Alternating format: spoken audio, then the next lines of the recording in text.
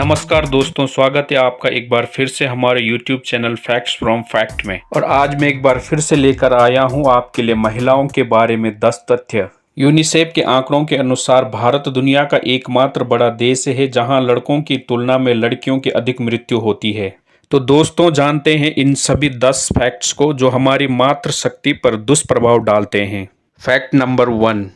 तो दोस्तों, fact number 1 है सेक्स रेशियो यानी कि बाल लिंगानुपात। विश्व स्तर पर लिंगानुपात की प्रति 1000 महिलाओं पर पुरुषों की संख्या के रूप में परिभाषित किया गया है।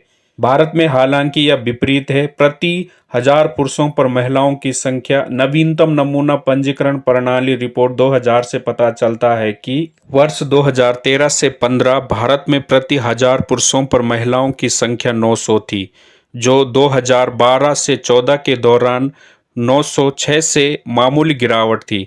यह अनुपात हरियाणा, दिल्ली, गुजरात, महाराष्ट्र, पंजाब, राजस्थान, उत्तर प्रदेश, उत्तराखंड और जम्मू कश्मीर जैसे राज्यों में अधिक विषम है। बाल लिंगानुपात की कहानी भी कोई अलग नहीं है। संयुक्त राष्ट्र जनसंख्या कोष द्वारा मिसिंग शीर्षक वाली रिपोर्ट से पता चला है कि 0 से 6 आयु वर्ग में 2001 की जनगणना में प्रति 1000 लड़कों पर लड़कियों की संख्या घटकर 927 हो गई। 1991 की जनगणना में यह प्रति 1000 लड़कों पर 1945 लड़कियां थी। जनगणना ने इस विसंगति के पीछे प्रमुख कारणों के रूप में लिंग चयनात्मक, महिला गर्भपात, कन्या भ्रूण हत्या और महिला उपेक्षा को सूचीबद्ध किया। Fact number 2। दुनिया भर में महिलाओं की तुलना में अधिक पुरुष बच्चे पैदा होते हैं। हालांकि अध्ययनों से पता चलता है कि महिलाएं अधिक समय तक जीवित रहती हैं और ज्यादातर जगहों पर किसी भी समय अपने पुरुष समकक्षों से आगे निकल जाती है। भारत में यह एक अलग कहानी है। कन्या भ्रूण हत्या और शिशु हत्या ने इस विषम अनुपात में महत्वपूर्ण योगदान दिया है। दहेज प्रथा और पितृसत्ता जैसी सामाजिक बुराइयों के कारण बड़ी संख्या में घरों में लड़कियों को पारंपरिक रूप से बोझ माना जाता है। इसके शुरुआती रिकॉर्ड ब्रिटिश काल के दौरान सामने आए। 1808 में बड़ौदा में ब्रिटिश रेजिडेंट ने बताया कि वित्तीय कठिनाइयों से बचने के लिए कुछ समुदायों में सालाना 20,000 लड़कियों को मार दिया जाता है। बालिकाओं के बोझ होने की धारणा वर्षों तक बनी रही। यह समाज में इस कदर जड़ पकड़ चुका था कि 1980 के दशक में लिंग निर्धारण परीक्षण शुरू होने के तुरंत बाद गर्भपात सेवाओं के विज्ञापनों ने लोगों को सलाह दी कि बाद में वे 5 लाख रुपए खर्च करने के बजाय अब 500 रुपए का भुगतान करें। 1994 में सरकार ने प्रसव पूर्व लिंग परीक्षण पर प्रतिबंध लगा दिया।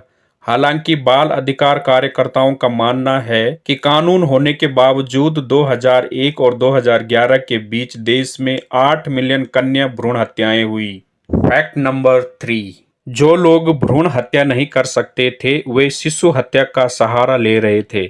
यह भी भारत में कोई नई प्रथा नहीं है। ऐतिहासिक अभिलेखों से पता चलता है कि कुछ समुदायों के बीच माताओं को अपनी बच्चियों को दूध पिलाने से रोकना प्रचलित था, जिससे उनकी मृत्यु हो जाती थी। आखिरकार 1870 में ब्रिटिश सरकार ने संयुक्त प्रांत आगरा और अवध में कन्या भ्रूण हत्या पर प्रतिबंध लगा दिया। बाद में पंजाब और राजपूताना प्रांतों को भी इस कानून के तहत लाया गया। सैमुएल और हेबर द्वारा वर्ष 1998 में किए गए अलग अलग अध्ययनों में यह पाया गया कि मध्य प्रदेश और तमिलनाडु के जंगलों में कन्या भ्रूण हत्या का अभ्यास किया जा रहा था। बच्चों को भूखा मारकर उसे जहरीला पदार्थ खिलाकर गला घोंटकर हत्या की जा रही थी। इस तरह की भयानक प्रथाओं को रोकने के प्रयास में तमिलनाडु सरकार ने 1992 में पालना बच्चा योजना शुरू की। इस योजना के तहत जो लोग कन्या शिशु नहीं चाहते थे वे उन्हें प्राथमिक स्वास्थ्य केंद्रों, अस्पतालों, अनाथालयों और अनाथालयों में रखे पालने में छोड़ सकते थे। दोस्तों, यदि आप इस चैनल पर नए हैं तो कृपया इस चैनल को सब्सक्राइब करें। Fact number 4। यूनिसेफ के आंकड़ों के अनुसार भारत दुनिया का एकमात्र बड़ा देश है जहां लड़कों की तुलना में अधिक लड़कियों की मृत्यु होती है। भारत में 5 वर्ष से कम आयु की लड़कियों की मृत्यु दर लड़कों की तुलना में 8.3% अधिक है। संयुक्त राष्ट्र IGME बाल उत्तरजीविता रिपोर्ट 2019 के अनुसार यह वैश्विक प्रवृत्ति के विपरीत है, जहां 5 वर्ष से कम उम्र के बच्चों की मृत्यु दर लड़कियों की तुलना में लड़कों के लिए 14% अधिक है। समाज का सामान्य रवैया जो बालिकाओं की स्वास्थ्य देखभाल पर कम ध्यान देता है, इसमें बड़ी भूमिका निभाता है। यूनिसेफ के आंकड़ों के अनुसार विशेष नवजात देखभाल इकाइयों में भर्ती लड़कियों की संख्या लड़कों की तुलना में 1.5 लाख कम थी। यूनिसेफ का अनुमान है कि कन्या भ्रूण हत्या और उचित देखभाल की कमी के कारण बालिकाओं की उच्च मृत्यु दर मिलाकर भारत की आबादी में 50 मिलियन लड़कियों का सफाया कर देती है। कृपया हमारे इस चैनल को सब्सक्राइब करें। फैक्ट नंबर 5, जब उन लड़कियों की बात आती है जो अपने जीवन में उन सभी भयानक प्रयासों से बचने में कामयाब रही, तब भी यह तस्वीर अच्छी नहीं है। यूनिसेफ के अनुसार 15 से 19 वर्ष की लगभग 42% किशोरियां कुपोषित हैं, जिनका बॉडी मास इंडेक्स 18.5 किलोग्राम से कम है। आंकड़े यह भी बताते हैं कि भारत में करीब 54 किशोरियां एनीमिक है। कई अध्ययनों से पता चला है कि भारत में लड़कों की तुलना में लड़कियों में कुपोषण और विकास मंदता का खतरा अधिक है। NGO save the girl child के आंकड़ों के मुताबिक भारत में हर 2 में से 1 लड़की कुपोषित है। फैक्ट नंबर 6, वीडियो को शेयर जरूर करें। ऑक्सफैम के आंकड़ों के अनुसार भारत में स्कूली बच्चों में 47% से अधिक लड़कियां हैं, जबकि कुछ राज्यों में कुछ समुदायों की बात आती है तो यह प्रवृत्ति और भी बदतर हो जाती है। उदाहरण के लिए बिहार में दलित समुदायों में महिलाओं की साक्षरता दर 2011 में 38.5% जितनी कम थी। यह भारत के राष्ट्रीय औसत की तुलना में उन्हें 30 साल पीछे रखती है। यह सब कुछ नहीं है। महिला साक्षरता दर की वैश्विक रैंकिंग में भारत 135 देशों में से 123वें स्थान पर है। 2019 में राष्ट्रीय शिक्षा का अधिकार मंच के संयोजक अम्बरीश राय ने कुछ चौंकाने वाले तथ्यों का खुलासा किया। उनमें से एक यह था कि सबसे गरीब परिवारों की लगभग 40% किशोरियों ने अपने जीवन काल में कभी स्कूल नहीं देखा। फैक्ट नंबर 7, बच्चों के NGO सेव द चिल्ड्रन की रिपोर्ट है कि दुनिया में सबसे ज़्यादा बाल बधुएं भारत से हैं।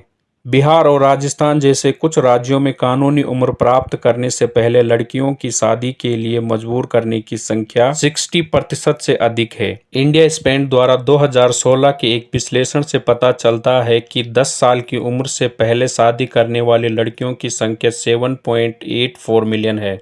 यूनिसेफ का कहना है कि 15 से 19 आयु वर्ग की 11% से अधिक लड़कियों की शादी 18 साल की उम्र से पहले कर दी गई थी और 7.9% किशोर गर्भधारण कर चुकी थी। फैक्ट नंबर 1, दोस्तों लाइक और कमेंट करना बिल्कुल भी ना भूलें। अध्ययनों के अनुसार 15 से 19 आयु वर्ग की करीब 13% लड़कियां अपने पति द्वारा यौन हिंसा का शिकार होती है। यूनिसेफ के आंकड़ों से पता चलता है कि 15 से 49 साल के बीच की 34% महिलाओं ने 15 साल की उम्र से घर पर हिंसा का अनुभव किया है। गर्भ अवस्था से संबंधित मुद्दों के कारण मरने वाली महिलाओं और लड़कियों की संख्या 2017 में 35,000 थी। फैक्ट नंबर 9, रिपोर्ट से पता चलता है कि भारत में हर साल 23 मिलियन लड़कियां मासिक धर्म शुरू होने के बाद स्कूल छोड़ देती है। स्वच्छता के बारे में जागरूकता की कमी, सैनिटरी नैपकिन की अनुपलब्धता और नैपकिन डिस्पेंसर की अनुपलब्धता के साथ साथ सामाजिक कलंक और अंधविश्वास उन्हें स्कूलों से बाहर कर देते हैं। अध्ययनों के अनुसार 71% भारतीय लड़कियां इस बात से अनजान है कि मासिक धर्म के दौरान उनके शरीर में क्या क्या होता है। फैक्ट नंबर 10, भारत में अंधविश्वासों की कोई कमी नहीं है। अक्सर लड़कियां सबसे ज्यादा असुरक्षित होती हैं। अंधविश्वासों का एक बड़ा हिस्सा मासिक धर्म के आसपास होता है, जिसे अभी भी भारत के कई हिस्सों में अशुद्ध और गंदा माना जाता है। बड़ी संख्या में घरों में लड़कियों को पूजा कक्षों और रसोई में प्रवेश करने से रोक दिया जाता है और मासिक धर्म के दौरान उन्हें पवित्र पुस्तकों को छूने की अनुमति नहीं होती।